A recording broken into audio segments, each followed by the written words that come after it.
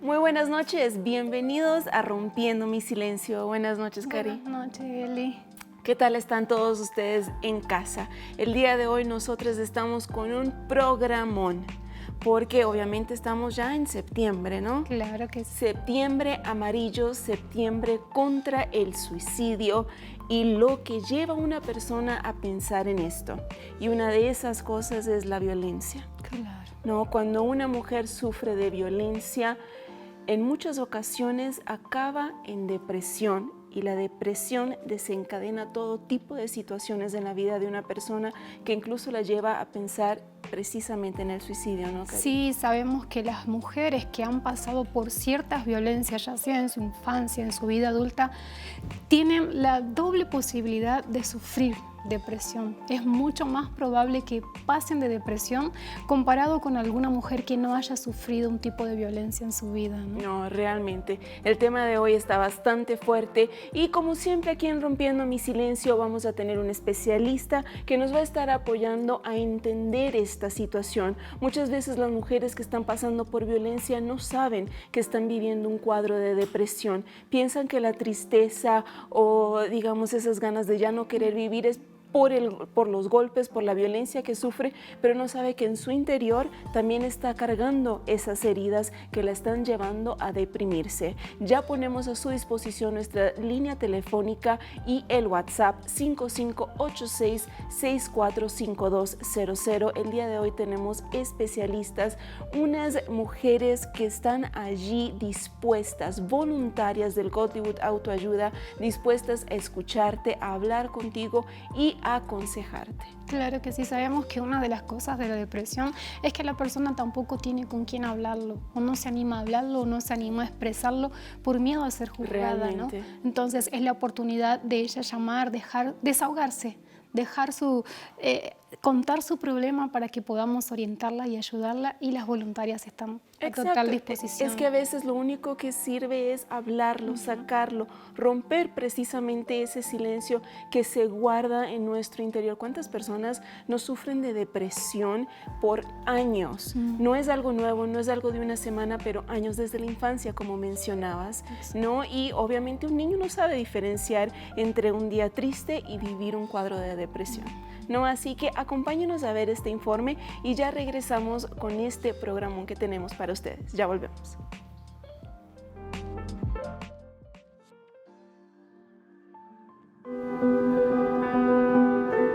La Organización Mundial de la Salud define el maltrato infantil como las negligencias y la desatención de las que son objetos los menores de 18 años, e incluye lesiones físicas o psicológicas, abuso sexual y explotación comercial o de otro tipo que puedan provocar un daño a la salud, desarrollo o dignidad del niño o poner en peligro su supervivencia en el contexto de una relación de responsabilidad, confianza o poder. La Asociación Nacional de Psicólogos Clínicos y Residentes advierte de sus consecuencias en la edad adulta, ya que los traumas durante la infancia están relacionados con una mayor probabilidad de sufrir trastornos de salud mental. Las secuelas del maltrato en esta etapa son muy amplias. En general, afectan a la salud mental de la vida adulta, con un aumento de los casos de depresión, pensamientos encaminados a cometer suicidio u otros trastornos límite de la personalidad. También se estima que el 35% de los trastornos mentales que se diagnostican en la edad adulta tienen que ver con experiencias de maltrato en la infancia. Además, la literatura científica asegura que las víctimas podrían tener el doble de riesgo de intentos de suicidio.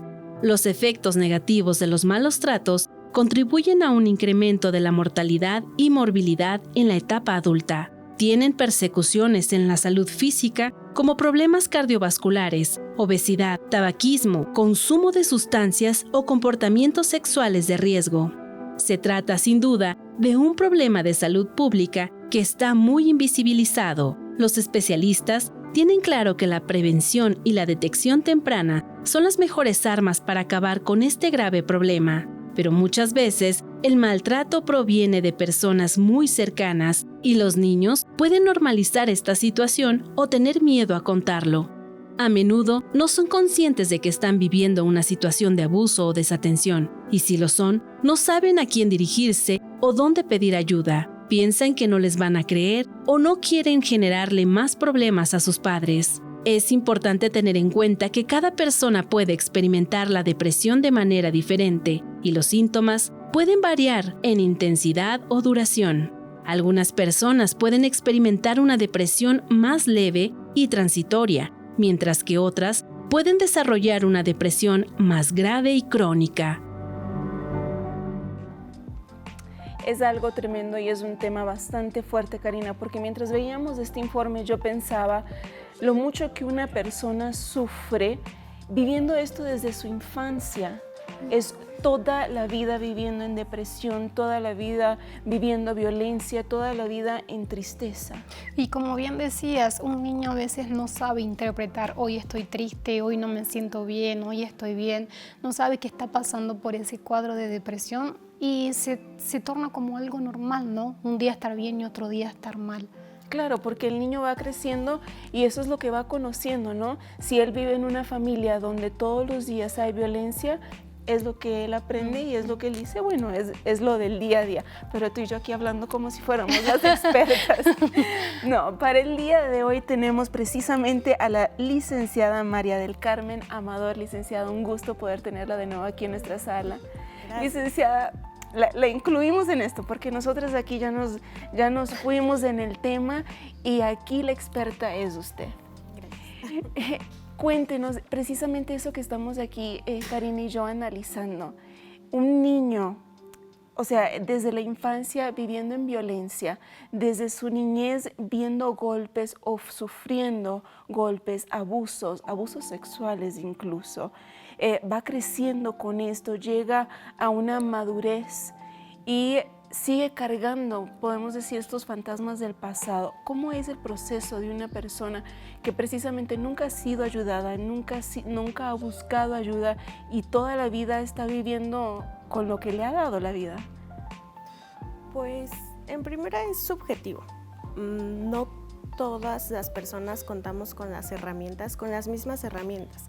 En ese sentido, los niños, pues dependiendo del caso, es como se va a ir desarrollando el trastorno de la depresión, pero definitivamente la violencia es un factor que persiste en casos de depresión mayor, entre múltiples otros trastornos que se detonan a través de estas situaciones, ¿no? Entonces, depende del caso, pero definitivamente la violencia es el factor que predomina.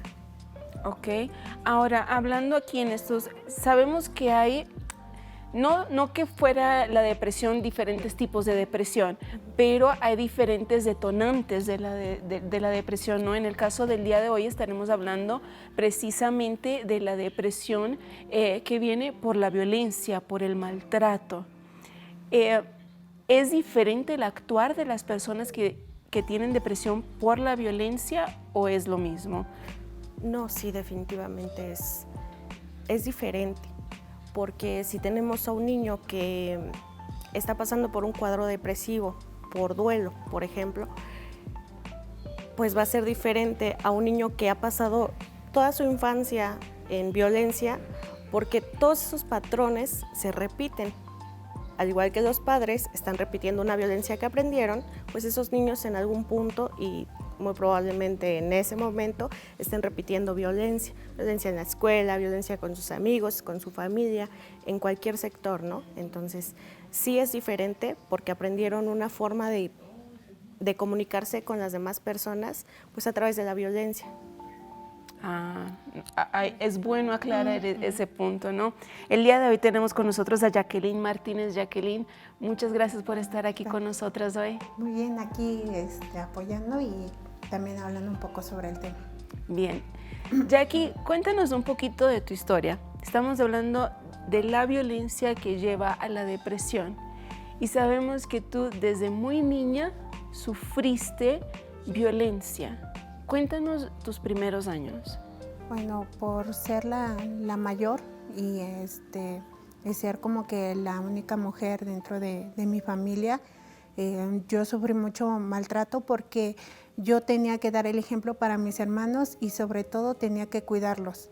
Era como que realmente la carga tenía toda la responsabilidad yo, de solamente soy yo la única que no se puede equivocar, que no puede tener ningún error, ninguna falla, tiene que apoyar en la casa, tiene que apoyar en la escuela, tiene que ir bien, el tener compañeros que son mejores que tú también tienes que sobresalir, tienes que ir adelante y eso al final de cuentas causa algo muy, muy feo y es un vacío enorme que al tú querer agradar a los demás, no llegues a cumplir esas expectativas. Bien. Entonces, pues fue lo que realmente yo sentí en ese momento. Fue increíblemente horrible, no se lo deseo absolutamente a nadie y pues realmente el salir es muy, muy difícil. Bien. ¿Desde qué edad te llevas con tus hermanos? ¿Tú eres la mayor? Soy la ¿Cuántos mayor, años? tengo un hermano que tiene 6 años después de mí, otro tiene ahorita 20 y el otro, el último, tiene 19. Entonces, con 6 añitos, y eso es algo, licenciada, que vemos mucho precisamente en las familias hispanas, ¿no? Que muchas veces el hermano mayor siempre tiene que cuidar del menor, ¿no? Karina nos contaba en cierto momento que ella tenía que cuidar de sus hermanos menores y que no le tocaba a ella, ¿no? Ujú. Que le llevaba poquitos años, pero ¿qué hacías? Que lo tratábamos mal Sí, que lo encerraba y... ¿no? porque se portaban mal. Porque se portaban mal. Y cuando uno es un hermano mayor, que nuestros padres nos dicen, tienes que cuidar a tu hermano porque tú eres el mayor. Todos aprendemos eso, pero ¿qué causa en un niño que le digan, tú eres el mayor y tú tienes que ser así? Pues creo que lo más visible, el papel que toma el hermano mayor, que toma de cierta forma, pero como tú dices, como ustedes dicen, tienes que, no tienes que, es un papel que te dieron a ti y que desafortunadamente no te quedó de otra más que tomar, y cómo te vas desenvolviendo en la vida con ese papel, ¿no? ¿Quién eres en todo caso? La persona que cuida de los demás, la persona que la hace de mamá, que la hace de papá. Entonces, no solamente se quedan los hermanos. Si te das cuenta, son esas personas que cuando se van desenvolviendo en todos los aspectos, pues son esas personas que cuidan de los otros, que los están regañando, que toman ese papel como su personalidad, como su forma de estar con el mundo. Porque eso es lo que está aprendiendo Sí. en casa desde niño. Nosotros tenemos un reporte de famosos que sufrieron violencia durante su infancia y que, si los conocemos, vemos que no tuvieron una vida fácil. Vamos a ver este informe y ya regresamos con la historia de Jacqueline. El maltrato en la infancia es un problema que está presente en cualquier estrato social. Es por ello que lo han sufrido incluso quienes hoy disfrutan de la fama y el éxito internacional. Entre los casos más conocidos se encuentra el de la actriz afroamericana Halle Berry, ganadora del Oscar y estrella de las películas de los X-Men.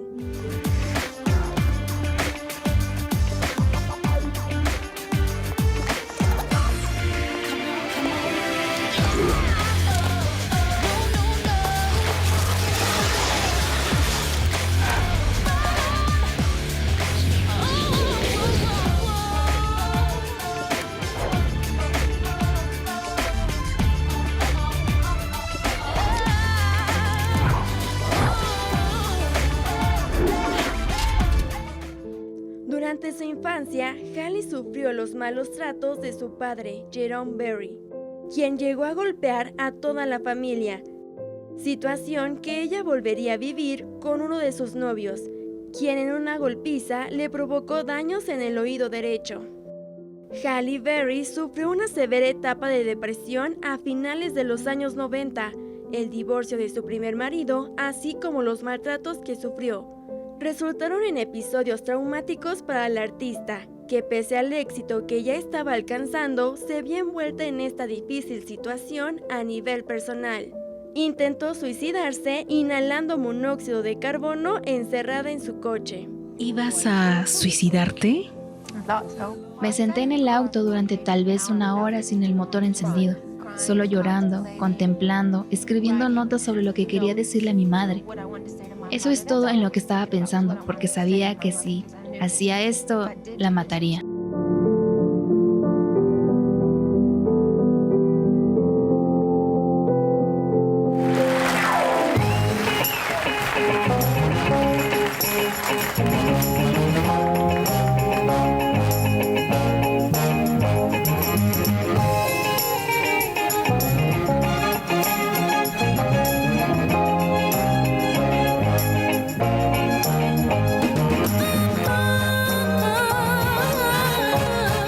Los Jackson 5 también sufrieron abuso físico por parte de su padre.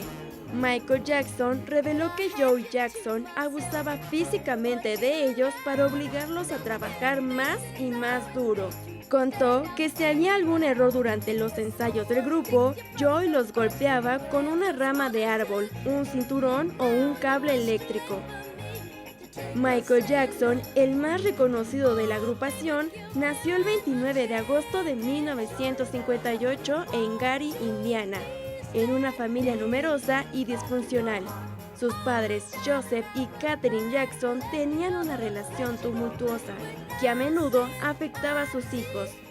Joseph era un padre dominante y autoritario, mientras que Katherine luchaba por mantener la paz en el hogar. Además de los problemas en el matrimonio de sus padres, la infancia de Jackson estuvo marcada por constantes tensiones con sus hermanos, quienes también formaban parte del grupo musical Jackson 5. Aunque el grupo alcanzó el éxito y la fama mundial, sus hermanos a menudo se burlaban de Michael y se aprovechaban de su talento. La vida de Michael Jackson estuvo marcada por una serie de problemas de salud que afectaron tanto su bienestar físico como emocional. Estas enfermedades jugaron un papel importante en su carrera, influyendo en su capacidad para realizar y mantenerse en la cima de la industria musical. Jackson también luchó contra la depresión, que era una respuesta a la presión y las dificultades que enfrentaba en su carrera y vida personal. Su depresión a menudo se manifestaba en periodos de aislamiento y cambios de comportamiento. Michael llegó a tomar más de 10 pastillas de un medicamento contra el pánico cada noche, fármaco que le conseguían sus empleados o que pedía él mismo visitando a doctores en diferentes estados. El músico murió el 25 de junio de 2009 a los 50 años de edad.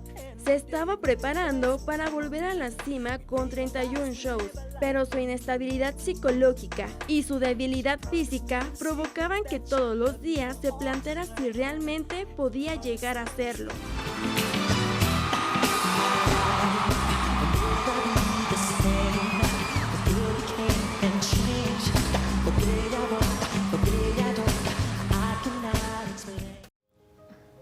Qué fuerte todo lo que vemos, ¿no?, en este reportaje, cómo aún de niños pasaban por todo este tipo de violencia. Licenciado, me gustaría hacerle una pregunta. Por ejemplo, ¿qué impacto tiene este tipo de violencia infantil con respecto al desarrollo de las habilidades de un niño? ¿Y cómo se relaciona este problema con depresión? Pues, ¿cuál es la consecuencia?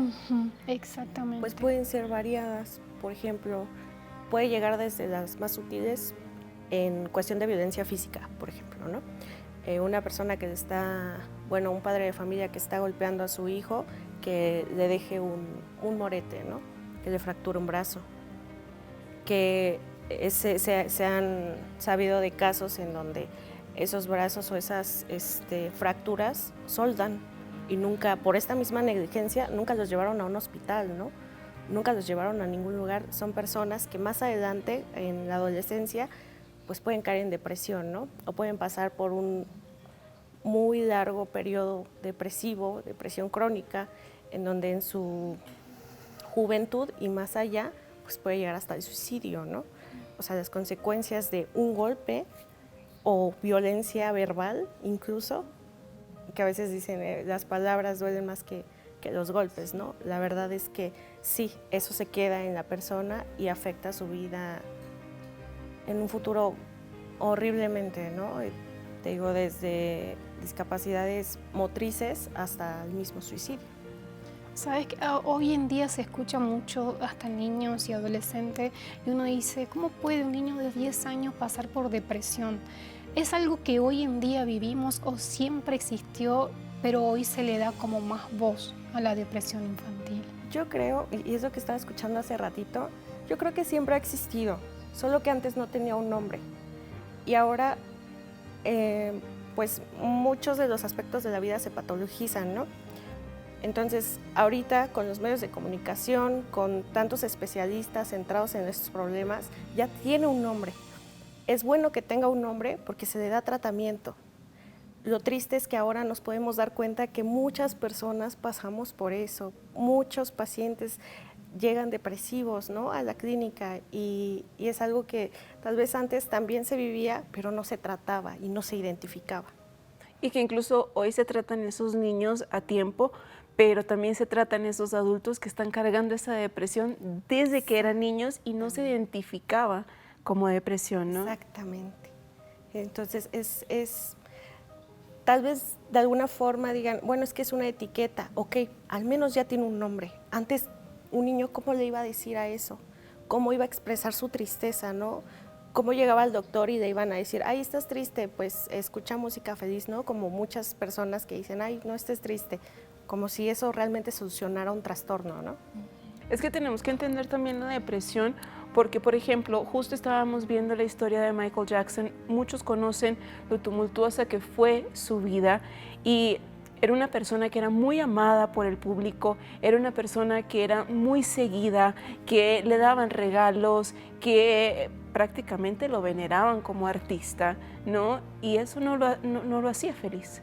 El amor del público, el amor de todas las personas que le rodeaban no lo hacía feliz precisamente por todo lo que él pasó en su infancia, ¿no? Sí, exactamente. También está el caso de un cantante que falleció, bueno, que se quitó la vida en 2017, me parece. Fue Chester Bennington. Él pasó por violencia verbal, violencia física por parte de sus padres, por parte de las personas que lo cuidaron, abuso sexual, y él llegó a los 30 y tantos años, 40 y tantos años y se quitó la vida a pesar de que ya tenía una familia, tenía hijos, y un día antes había subido una foto totalmente feliz y radiante, ¿no? ¿Quién se lo imaginaría? Porque cargaba todavía con esos monstruos del pasado, ¿no? Exactamente. Qué situación tan difícil. Jackie, tú también cargabas con eso desde muy niña, ¿no? Cuéntanos cómo fue vivir eso que nos contabas, ¿no? Esa constante reclamo de tus padres de siempre ser la mejor, de cuidar a tus hermanos. ¿Cómo fue tu crecimiento, esa infancia, todo eso que tuviste que pasar? Bueno, al principio fue, al ser la primera hija, pues tenía toda la atención, ¿no? Tenía esa atención de mi mamá, de mi papá, de cuidarme, de protegerme, de no permitir que me pasara nada, ¿no? Pero ya al comienzo de los años, el que llega mi primer hermano, pues para mí fue como un choque, porque ya dejé de tener esa atención, ¿no?, que siempre tuve. Esa fue una. La segunda fue cuando mis papás ya pues tenían que trabajar, tenían que, ya no alcanzaba el sueldo de mi papá, entonces mi mamá tenía que salir a trabajar y yo tener que cuidar a mi hermano.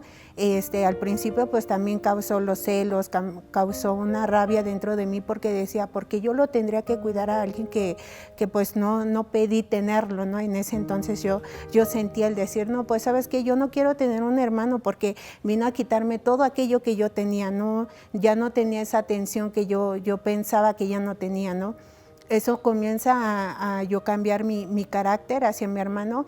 Yo odiaba a mi hermano, yo no sentía ningún sentimiento hacia él, y eso comienza ya a tener un resentimiento tan feo dentro de mi corazón que yo sentía que tenía que sacarlo, pero aún así yo seguía con eso.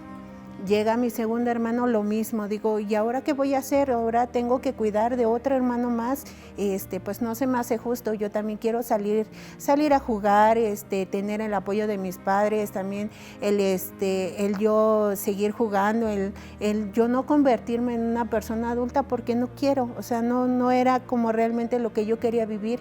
Yo quería vivir una niñez, pero no podía porque tenía que cuidar a mis hermanos. Entonces eso empieza ya a repercutir tanto que ya desobedecía, me salía de mi casa, ya no quería estar dentro de mi casa, llegaba de la escuela y decía, no, tengo que ir a hacer un trabajo con mis amigos, y ya me salía. O había veces que me decían, no, pues ¿sabes qué? Ve a un mandado. Pues yo me salía y regresaba a 3, 4 de la tarde y mis hermanos ahí los dejaba.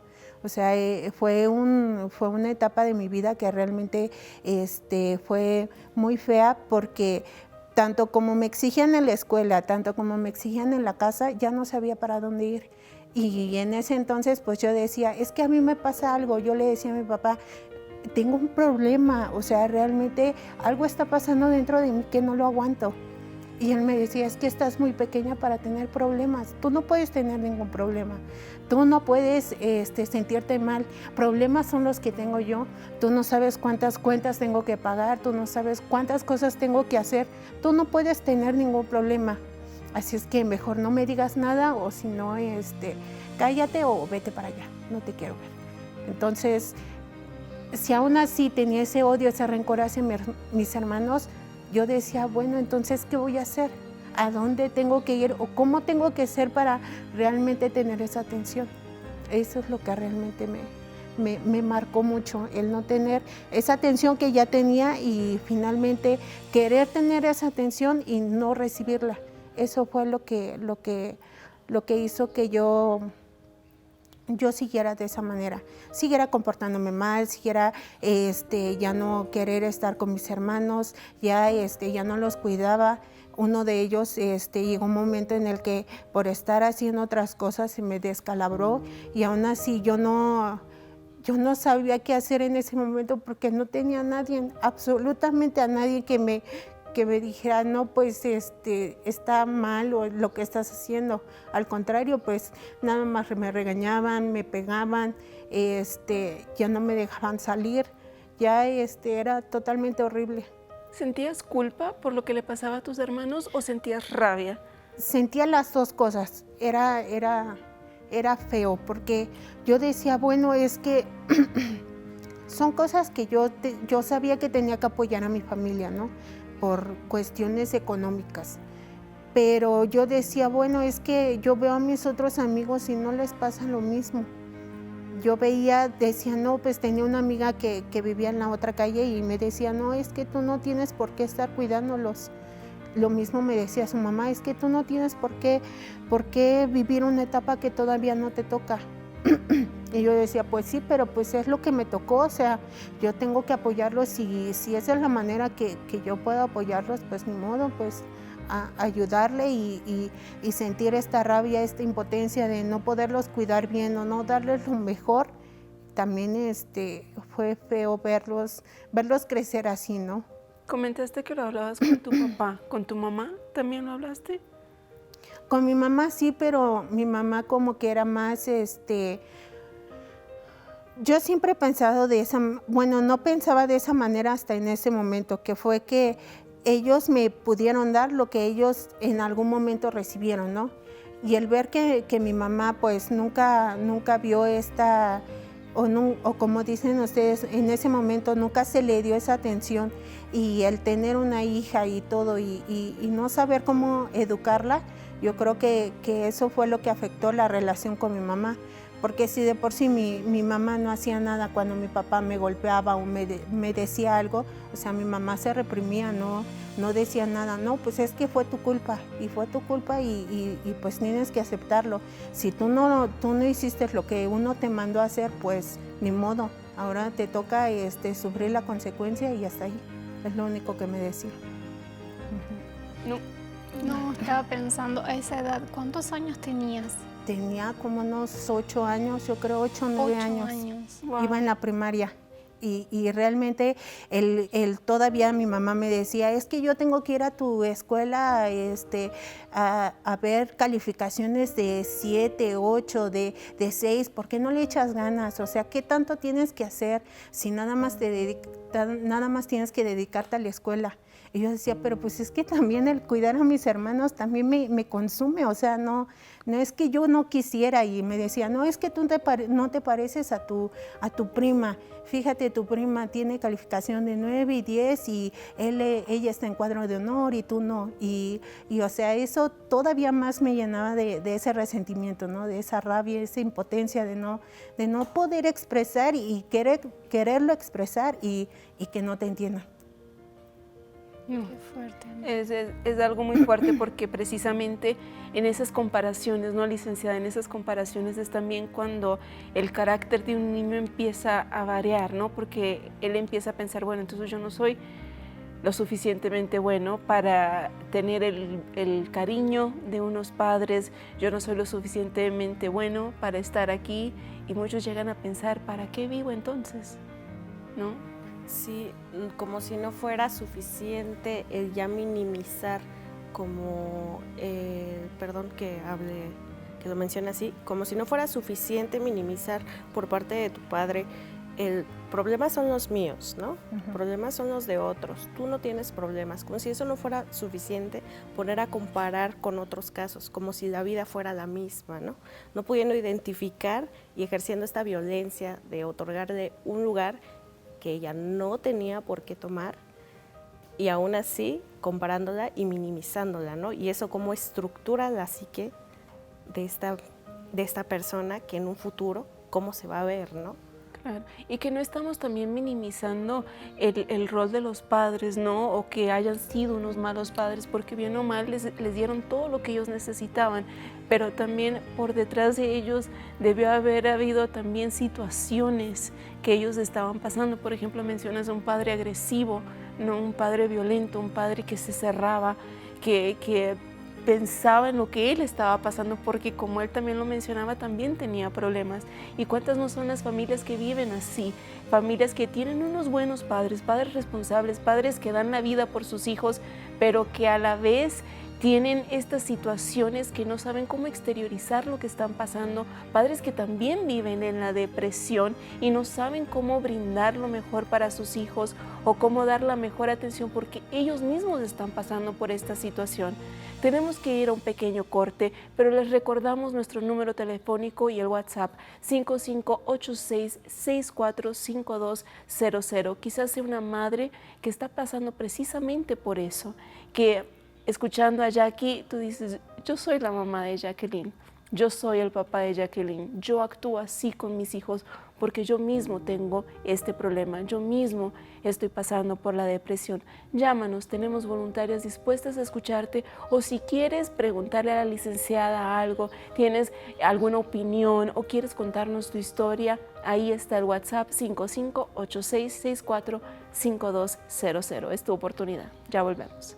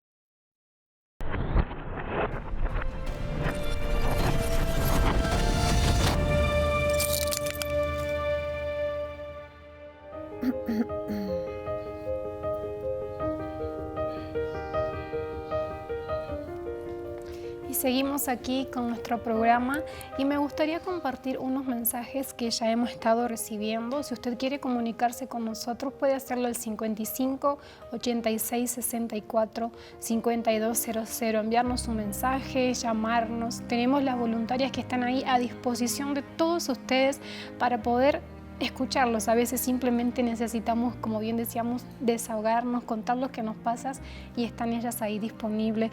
Este mensaje dice así: a mí mis padres me dejaron una terrible sensación de soledad y vacío emocional. Hoy tengo 28 años y no lo puedo superar. No menciona qué le pasó, ¿no? Pero por lo visto su infancia no fue nada fácil y a esta edad lo carga, ¿verdad? Claro que sí, cómo va afectando, ¿no? Imagínate 28 años, ¿no? Que uno se imagina mil cosas que podrían haber pasado para que terminara a los 28 años. Que era lo que hablábamos de los padres, ¿no? Que muchas veces estos padres también están pasando por esa situación y es como que si fuese un problema, una situación, una condición hereditaria, ¿no? Los padres sufren violencia, los padres sufren agresiones y van pasando esto a los hijos y los hijos van creciendo con esta situación y es algo que si no se le pone un basta, va a pasar de generación en generación, ¿no? Claro que sí, si no se trata. Son maneras de relacionarse con el mundo repetitivas, son patrones que desafortunadamente hasta que no va la persona a terapia, hasta que no se trata, va a seguir pasando de generación en generación, como dices, ¿no? Hereditario, pues sí, a través de lo que le enseñas a tus hijos es lo que van a repetir con sus hijos. Bien. Jackie, seguimos con tu historia. Nos comentabas que esto sucedió a la edad de 8 años. Fuiste creciendo y obviamente en la adolescencia nuestra cabeza da un giro, ¿no?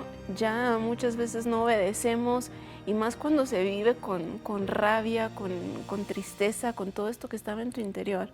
¿Cómo fue tu adolescencia? Bueno, en la adolescencia ya fue, yo sentía que ya era otra etapa de mi vida y que ya realmente podría empezar las cosas desde cero, ¿no? Porque yo decía, bueno, si en la primaria no me fue bien en las calificaciones y todo, en la secundaria voy a ir con todo y voy a dar mi mejor. Pero al ir creciendo, pues crecen más las responsabilidades, crecen más el cuidar de mis hermanos que se quedan en la escuela, el yo volver, el yo aprender ya a preparar, a cocinar para ellos, el de ya tener más responsabilidades como es lavar la ropa, cuidar de la casa, ese tipo de cosas hacen a que yo vuelva a caer en lo mismo, ¿no? Decía, bueno, entonces, ¿cómo le voy a hacer o cómo me voy a organizar yo para llevar unas buenas calificaciones, pero que no afecte tanto en mi casa, ¿no? Porque si no, por ejemplo, si yo no lavo el día de hoy, el día de mañana, pues se va a juntar más la ropa. Y luego tengo niños chiquitos y luego pues se ensucian más, ¿no? Y empezar a buscar ese tipo de cosas y al final de cuentas ver que mis compañeros pues salían o iban al cine o iban al parque y yo sin saber qué era eso, o sea, era estar encerrada todo el tiempo en mi casa, o sea, y yo decía, bueno, al menos pues voy a salir, no sé, a jugar un ratito o platicar con mis amigas o hacer algo, pero siempre estaba esa limitante, ¿no? De que mis papás me decían, no, es que tú no puedes hacer eso, no porque está mal, no porque tienes que terminar esto y no has terminado lo otro y ya terminaste de lavar la ropa, por ejemplo. Hubo una ocasión en la que no terminé de hacer mis deberes, llegaron mis papás ese día temprano y la casa hecho un desastre, ¿no? Porque los niños habían hecho un reguero en la casa y yo todavía me faltaba hacer mi tarea, me faltaba limpiar y me faltaba lavar la ropa. Pues esa noche me tocó lavarla toda la ropa y temprano levantarme e ir a la escuela. Y así era mi día a día. Llegar de la escuela, hacer el quehacer, hacer lo poco de tarea y me iba. Y si no lo hacía, no, me iba horrible. Me iba realmente, me iba muy feo si yo no cumplía con estos requisitos, ¿no? De que tenía, una vez no lavé tal cual la ropa. Ese día me tocó, mi papá me golpeó hasta que se cansó. Después me tuve que levantar, tuve que hacer el quehacer, lo que me hacía falta y ir a la escuela como si nada hubiera pasado. Ese día iba golpeada, iba moreteada, iba con un ojo morado y rasgada la garganta. Uno de mis maestros vio lo que había pasado, que por qué traía esos moretones, y lo único que le pude decir a mi maestro es que me peleé. Por eso es que me peleé con una compañera en la escuela y por eso vengo así. Y hubo otra ocasión igual, volví otra vez a ir golpeada y mi maestro me dijo, no, es que esto no es normal, algo está pasando. Fue la primera vez que pude hablar lo que estaba pasando con un adulto. Y ese día cuando mis papás se enteraron que ya estaba la demanda de esta agresión que ellos estaban haciendo contra mí, me dijeron, es que es tu culpa porque tú no estás haciendo las cosas que yo te mando a hacer. Y ahora por tu culpa tengo que ir a atender esto. Mejor agarra tus cosas y si es posible que te quedes allá, pues te vas a quedar allá. Dice, agarra tus cosas y vete. Yo ese día pues estaba destrozada, dije, pero es que yo no quería eso, yo simplemente quería que dejaran de golpearme, pero no lo vieron así, o sea, lo vieron como si yo tuviera la culpa. Y entonces más cargaba, si ya tenía resentimiento, tenía odio, ahora la culpa, no, fui yo la culpable, yo era la mala del cuento, yo era la que estaba mal. Y entonces en ese momento ya no sabía qué hacer y sí agarré mis cosas y dije, no, pues si no merezco estar en esta familia y estoy haciéndolo mal todo, pues está bien que me quede yo allá y pues ni modo, alguien me va a querer o no sé, a lo mejor me dejen allí tirada, qué sé yo. Pero si no pertenezco a esta familia, pues ni modo. Así fue que viví mi adolescencia. En esa ocasión se arreglaron la situación. Sí, supuestamente me iban a dejar supuestamente de hacer ese tipo de agresiones, ¿no? Y al final de cuentas, pues, nos mandaban cada mes a ir a revisión, ¿no? A firmar que supuestamente no estaba pasando nada. Pero pues aún así, aunque no había esa agresión física, estaba esa agresión verbal. No, quítate, vete para allá, no te quiero ver o tú no sirves para nada, tú no sirves porque no haces las cosas bien o no estás cumpliendo con lo que debes de hacer. Y yo lo que hacía, le decía a mi amiga, no, pues ya no quiero estar en mi casa, ya me quiero salir. Y me decía, no, pues vente a la casa, nosotros te cuidamos acá. Y a mí se me hacía fácil decir, no, pues está bien, si otra familia me quiere, pues así lo voy a hacer. Y sí me llegué a ir y fueron por mí a la casa de mi amiga y no me fue peor. ¿Qué pasó? Y aún así, pues me regañaron, me dejaron, ya no dejaron que me juntara con ella y pues me traían más vigilada. Me decían, no, pues de tal hora a tal hora tienes que estar acá y tienes que hacer las cosas. Y si no las haces, pues cuidadito de ti que no las hagas.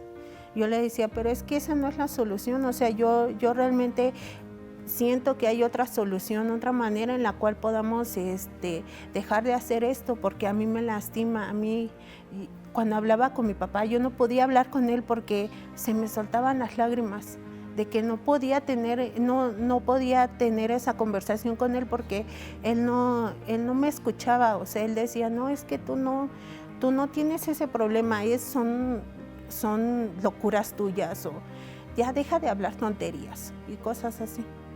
Con todo esto que te pasaba, ¿quién era Jacqueline? Era yo muy agresiva, demasiado agresiva. Llegaba a la escuela y lo único que quería era pelear con con las demás personas, era el ser grosera, el que yo hablara, una chica muy mal educada, no tener buenas calificaciones, el salirse de la escuela, por ejemplo, irse de pinta, el esconderse en los salones para no poder asistir a la escuela y estar con los amigos. O yo platicaba con mis amigas y decía, no, pues es que a mí me está pasando lo mismo. ¿Y cómo lo resuelves? Lo resuelvo escuchando música triste o música de tal grupo. Y yo decía, no, sí es cierto, o sea, todo lo que le está pasando a ese cantante es lo mismo que yo siento en este momento. Y decía, bueno, al menos no soy la única que estoy pasando esto, o sea, al final de cuentas hay otras personas que realmente lo pasan, ¿no? Y decía, bueno, entonces, pues ten un novio, es lo que decían mis amigas, ¿no? A lo mejor el novio es la que te va a quitar esa tristeza, ese vacío que sientes. No, pues sí, voy a andar con alguien. Y el hacer y tomar esta decisión, el de tener un novio y así, pues en lugar de que te haga sentirte bien, te hace sentirte más. No, y todos esos consejos que dan las personas por allá afuera que precisamente están pasando lo mismo y hasta el día de hoy no han encontrado una solución, muchas veces son esos consejos, ¿no? Y entre los jóvenes está, licenciada, el consejo de córtate. Claro. ¿No? El famoso cutting. El cutting, está también y pensar en el suicidio, ¿no? Está como dice Jackie, un novio, buscar una distracción, drogas, vicios, cualquier cosa que te haga olvidar lo que estás pasando. Pero al menos por un momento. Al menos por un momento, ¿no? Es la frase que dicen, por lo menos un momento te olvidas de lo que está pasando. Cuando no se da cuenta que en vez de ayudar, le está hundiendo más. Sí, justamente, pero supongo que es este desconocimiento, ¿no? Esta falta de estrategias, el no saber ni siquiera uno cómo ayudarse a sí mismo, cómo le voy a ayudar al prójimo, ¿no? Aparte de que yo considero que es bueno que existan estas redes de apoyo en tanto compañeros, personas que quieran ayudarte. Desafortunadamente la intención no lo es todo. Entonces tienen que tener pues estrategias profesionales que sepan sobre estas situaciones, te puedan dar herramientas que sí te ayuden. Por olvidarte por un momento de tu tristeza en un corte, pues puedes perder la vida, ¿no? Claro. Estamos recibiendo aquí algunos mensajes. Por ejemplo, tengo el mensaje de Esther y dice, hola, buenas, me llamo Esther, yo pasé por esa misma situación. Mi mamá, ella era madre soltera, me hizo responsable de mis 6 hermanos, igual me golpeaba. Igual pensé en suicidarme y siempre pensé que me habían recogido de la basura porque nunca me dio un beso. Igual estaba haciendo lo mismo con mis hijos, 5 hombres. Me hizo responsable desde los 6, me puso a trabajar. Sin mal no entiendo, ella estaba haciendo lo mismo con sus hijos, ¿no? Era lo que comentábamos, una historia que se repite día con día. Lamentablemente no tenemos mucho tiempo, siempre nos encontramos en los minutos finales, pero Jacqueline, sabemos que tú pudiste dar vuelta a esa página. Cuéntanos cómo lo hiciste, cómo rompiste tu silencio, cómo dijiste, no, yo no quiero seguir viviendo así. Primero el darme cuenta que pues bien o mal, pues todo lo que viví o todo lo que experimenté fue por algo, porque realmente en ese momento el yo darme cuenta todo lo que vivía mi mamá, todo lo que vivía mi papá, era lo que realmente ellos cargaban desde años, no nada más lo que cargaban, o sea, desde jóvenes y desde muy chicos, todo el apoyo que ellos en algún momento lo llegaron a tener, pero fue lo que les tocó vivir. Y ellos empezaron a pasar eso, ¿no? Primero me di cuenta de eso. Eso fue lo que me ayudó y también el trabajar mi vida espiritual. Porque eso fue lo que realmente me ayudó, me sobresalí en esa parte, me hizo darme cuenta que hay muchos mejores propósitos y que pues eso ya pasó. ya nos toca ahorita trabajar en eso, trabajar y empezar a salir adelante, de que todas esas cosas que tú viviste o que tú pasaste, pues te dan fuerza, te dan una gran fortaleza para decir, bueno, si eso no pudo acabar conmigo, ahí hay algo más adelante, ¿no? Que realmente esto me ayudó, me preparó para ser más fuerte y dar mi mejor. Es muy importante y muy fuerte lo que dices, ¿no? Si esto no ha acabado conmigo hasta ahora, entonces yo puedo seguir. Claro, no hay nada que me detenga, ¿no? Exactamente. Exacto, tenemos más mensajes, no podemos aprovechar. Sí, hay muchos más. Sí, hay muchos mensajes y sabemos que muchos de ustedes les toca este tema porque muchos han pasado por esta situación y es por eso que las líneas, aunque el programa llegue a su final, las líneas van a seguir abiertas para ustedes. El WhatsApp, pueden mandarnos sus mensajes, los estaremos respondiendo, así que estén llegando. Tengo un mensaje de Avian que dice, es extraño porque no siento que tenga depresión, pero hace mucho tiempo que no siento satisfacción por nada. No tengo ambiciones, siento culpa, tengo problemas para dormir, para concentrarme y aún que me ría, me siento vacío. Yo no sé si tengo depresión, pero lo que estoy experimentando ya hace desde un año, siento que esto va a acabar conmigo. Pues primero recordemos que lo que yo diga en este momento en aislado no es un diagnóstico, pero sería muy recomendable que acudiera con psicoterapia, con un psicólogo que pudiera ayudar en el tratamiento, más que obtener el diagnóstico, poder trabajarlo, ¿no? Porque después de eso, después de no tener un sentido, ¿qué sigue? Cierto. Tengo un mensaje aquí, no cuenta exactamente lo que está pasando, pero Lupita dice, hola, buenas noches, vi su programa, me encantó.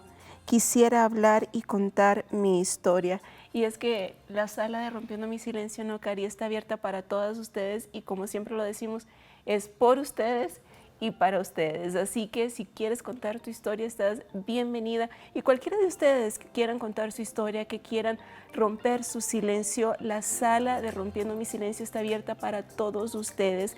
Mándenos un mensaje por WhatsApp, puede llamar a nuestra línea telefónica 5586645200 y contarnos su historia, que así como la de Jacqueline, quizás mucha gente la está pasando también y tú nos puedes contar tu historia y saber cómo salir de esa situación. Jackie, ¿qué le dirías a esas mujeres o jóvenes que están pasando por lo mismo que tú, que se ven en esa callejón sin salida, en esa encrucijada, que no saben qué hacer, que están recibiendo los mismos consejos que tú recibiste? ¿Qué consejo le darías tú a esas mujeres, a esas chicas? Bueno, primeramente que realmente no están solos, que hay alguien que también pasó lo mismo y que realmente pueda ayudarlos. A mí me hubiera gustado que me hubiera encontrado esta ayuda mucho antes, pero nada, o sea, no es tarde para que ellos puedan hablarlo, para realmente encontrar esa ayuda y en cualquier momento lo pueden encontrar, o sea, no es porque ya sea una persona mayor o sea un joven, siempre va a haber alguien que los pueda apoyar y que no tengan miedo de hablarlo, aunque piensen que alguien los va a juzgar y todo. O sea, si tú no lo hablas, si tú te lo sigues guardando, al final de cuentas nunca vas a encontrar esa salida. Tienes que hablarlo para poder sacarlo en primera y ya después que alguien te pueda ayudar y darte esa mano y ayudarte. Licenciada, ¿algo más que le gustaría añadir?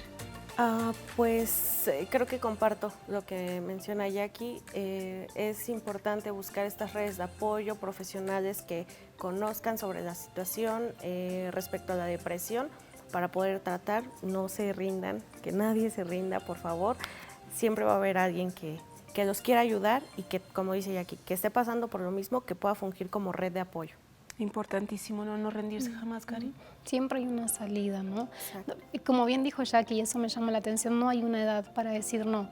ya se me pasó el tiempo para poder cambiar, para poder ser diferente, para salir de esta depresión. No, si está pasando por eso, el tiempo es ahora, ¿no? Hoy puede salir de esa Exactamente, situación. puede encontrar esa paz, esa tranquilidad que realmente hace mucho tiempo no lo sentían, ¿no? Y si realmente buscan este apoyo y más ahorita que están ya las redes sociales, que ya hay más gente que está preocupada por ese tema, que ellos realmente vengan y busquen este apoyo. Realmente nadie los va a juzgar. Por ejemplo, aquí Rompiendo el Silencio, aquí nadie los va a juzgar y realmente aquí están para ayudar.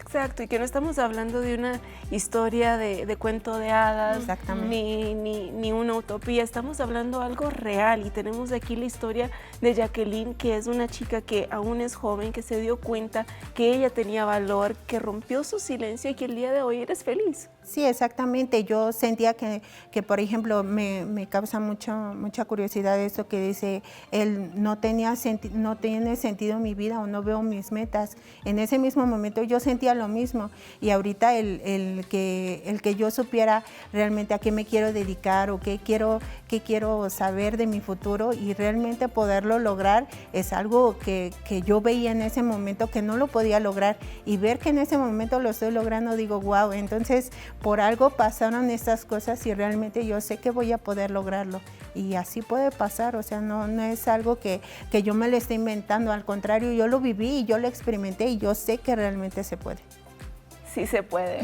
Llegamos al final de nuestra programación, pero nos vemos en un próximo programa de Rompiendo mi Silencio. Chao, chao.